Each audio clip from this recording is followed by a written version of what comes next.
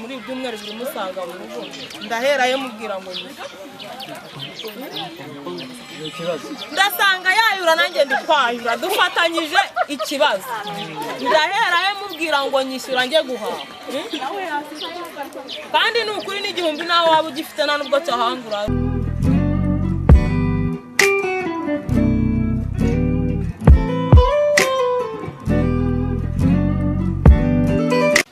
gukomeza tugenda tuganira n'abaturage bagiye batandukanye batwereka impinduka zigiye cyangwa se impinduka zagiye ziboneka mu buzima bwabo bwa buri munsi. Ese koko COVID-19 igihe kirageze ngo abanyarwanda bose bashyire hamwe barandure iki cyorezo by'umwihariko bashyize hamwe? Komeza ukurikira ikiganiro cyacu. None se ubu nimba abagabo bacu bakoraga nyakabiri akazana amafaranga ukajya guhaha, none ubu ntabwo turimo kujya guhaha kubera ubuzima bwahagaze.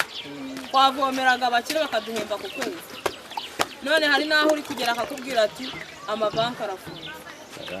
Banki byo zirafunze kandi urajya no kuri banki bakaguha amafaranga udashaka, cyangwa se nimba ushaka 30 bakaguha 15. Nawe ukeneye guhahira urugo urahemba wa mukozi ute?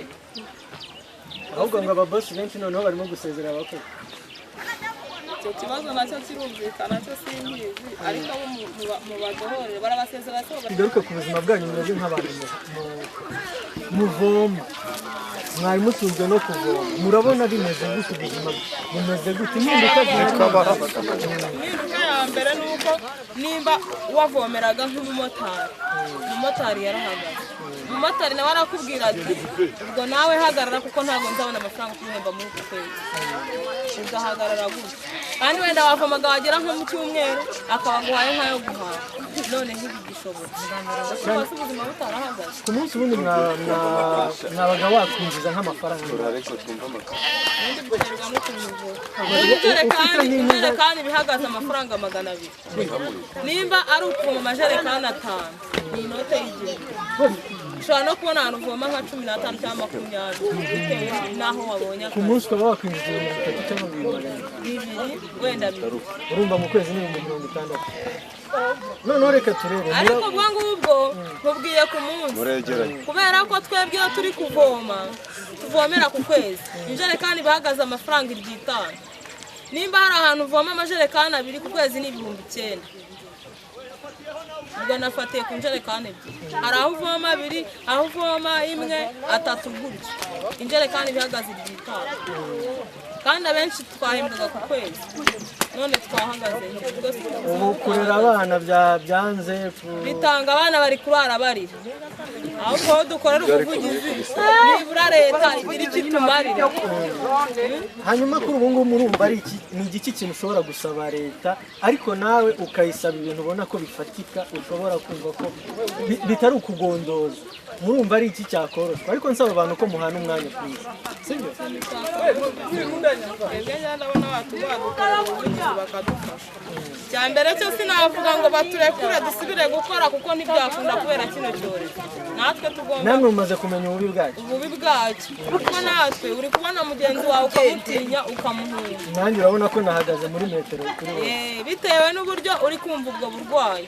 Aho kugira ngo rero ngo kwivuza kwirinda biruta kwivuza. Ubwo twebwe icyo twasaba nuko badukorera ubuvugizi bakadufasha. Naha ngaha igasanze ho tumeze nabi rwose. Reba ibishyimbo gusa wajya mugakura mu mushogo. Ufite n'uwo mushogo ntiyabona uko awusoroma, yawusoroma tu. Wenda guhinga ariko ntibyagezejwe. Guhinga ko erega abantu benshi ntabwo duhinga. Bamwe turakodesha. N'ufite uwo mupangari mu rugo iwawe waheraho umubaza amafaranga, wagenda ukamubwira ngo nyishyure.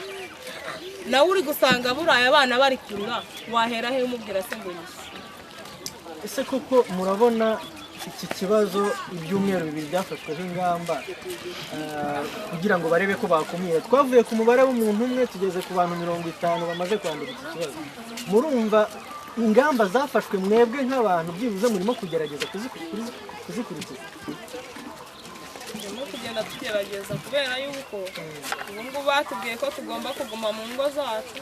Natwe wenda kubera ikibazo cy'amazi tuva mu rugo tuje nko kuvoma, ubu nta muntu wemerewe gufata inzira ngo uragenda ko nta naho wabona inyura. Ubu ni muri uyu mwanya turi kuvoma, mu wundi mwanya turaba dusubiye mu ngo zacu. hanyuma ku mugezi wo ntabwo abantu baba bacicikiranye Umugezi ubundi abashinzwe umutekano baraza bakatuvomesha kuri gahunda. Ntabwo tuba twegeranye. noneho reka twibarize zino ngamba murabona biramutse bibaye ngombwa ko ibyumweru byiyongera Abantu bapfa singiye kukubeshya. Bapfa. ukabona noneho Bene se reka nkubwire, umufuka waguraga ngo ibihumbi. Iki cyorezo cyaje umufuka w'amakara ugeze kuri 11. Sibyo? None umufuka uba uhagaze ku bihumbi 15.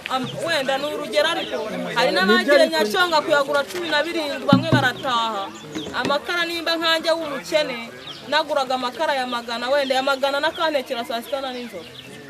Ubu byose iyo ndobo wenda tubare amakara ya make agiye kugenda n'aya 500 nayo niyantekera saa sita na nijoro. Gusa aho tutari ikintu cyo gukaraba kenshi mu ntoki gukaraba byo ni ngombwa kuko nta n'abantu baba bemerewe kwinjira hanze gukaraba.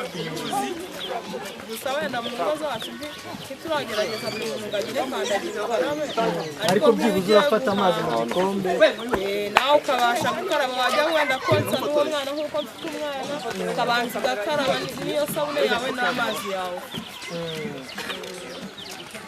murabona ari iki nk'umuturage yakora kugira ngo iki cyorezo nawe kitazigera kihagera ko ari icyorezo cyugarije isi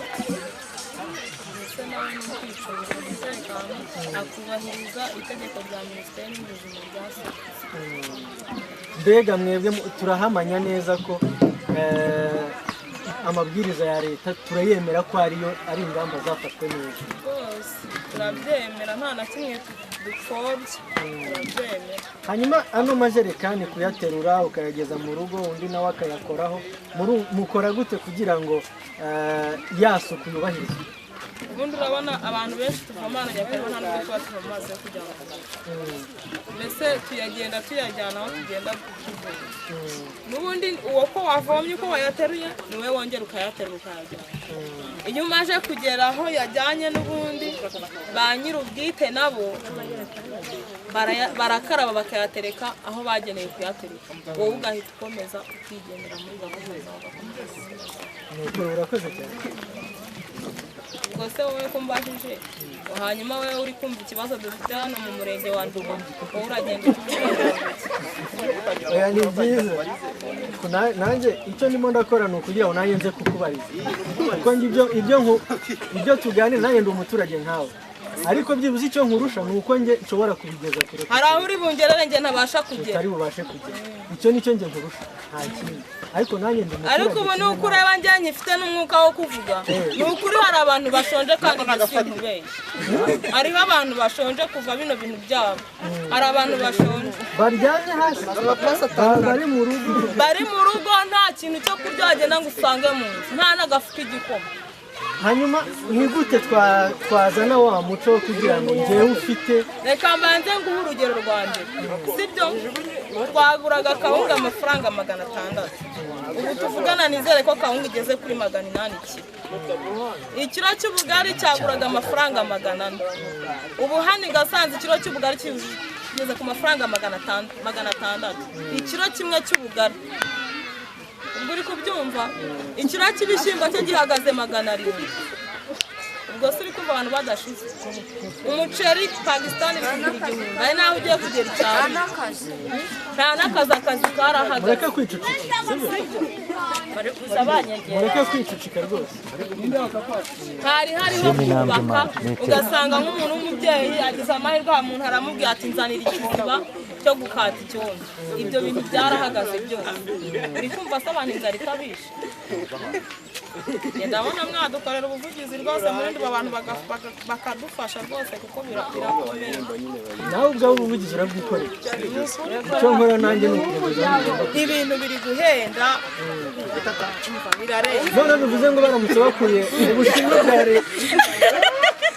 ubushinwa bwari bumaze amezi 2 bo bifungiranye mu nda. turamutse duhuye n'icyo kibazo tukaba twagera ku mezi abiri noneho muravuga muti sha mwajya mushyingura buri munsi singiye kwirarira ni ukuri kwiga mu ijuru pe none se nimba mu Bushinwa ngiye mu Bushinwa simpazi cyakoze iyo mbona kuri televiziyo mbona ari nk'abantu bishoboye bifite nta n'abakene barimo hari nko mu gihugu cy'u Rwanda urumva kandi buriya harimo ahantu n'umuco waho hagiye hatandukanye birashoboka ko hari igihugu cyaba cyaranabafashe none se twebwe dufashijwe na hehe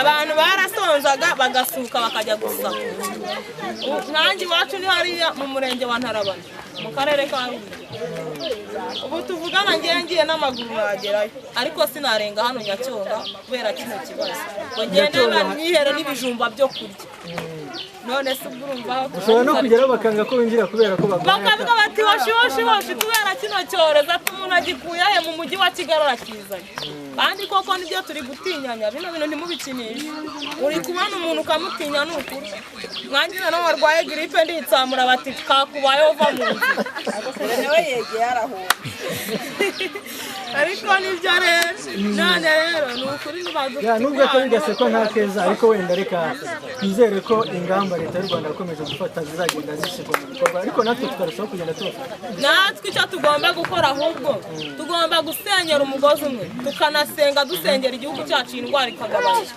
none mwibarize gatoya wumva ari iki kirinda ni igiki wamenye mu byavuzwe mu bukangurambaga burimo kugenda bukorwa wumva ni igiki umuntu akora kugira ngo yirinde COVID-19 ikintu umuntu agomba gukora bivuge rwose mu ijwi ryacu ikintu ugomba gukora ni ukubanza kugira isuku wamara kugira isuku ugakora ikindi kintu cyo kwirinda bagenzi bawe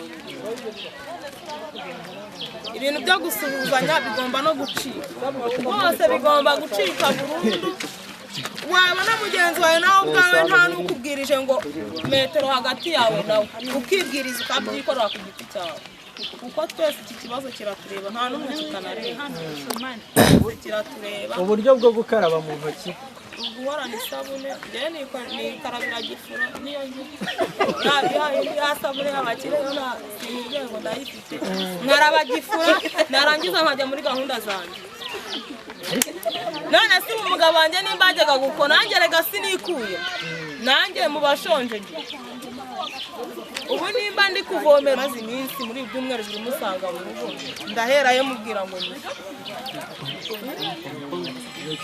ndasanga yayura nanjye ndi kwayura dufatanyije ikibazo ndaherayo mubwira ngo nyishyura njye guhaha kandi ni ukuri n'igihumbi nawe waba ugifite nta nubwo cyahangura